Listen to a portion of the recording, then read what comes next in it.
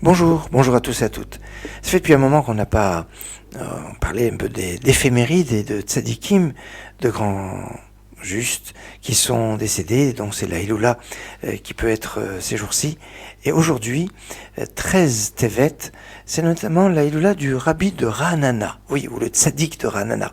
Vous n'avez peut-être pas toujours connu, pas entendu parler.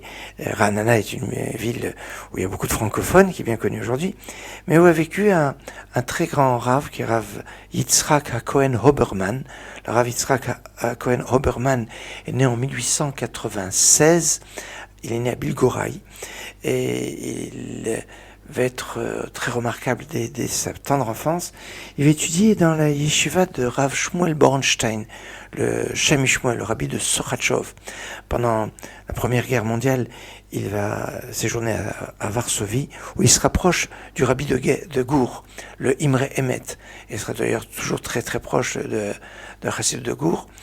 Pendant la période de la Deuxième Guerre mondiale, il va être envoyé en Sibérie, c'est ce qui va le sauver quelque part, mais enfin avec une vie très très très difficile. Après-guerre, il sera rave en Allemagne, à Wolzer, et pendant 6 ans. Et pour monter en 1950 à Ra'anana, où il va s'établir, et il sera réputé pour être le tzaddik de Ra'anana.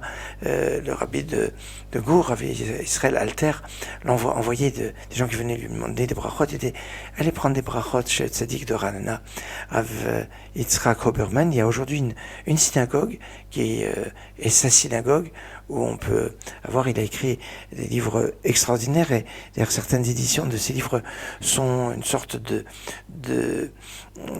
garant de bénédiction, et c'est une importance capitale.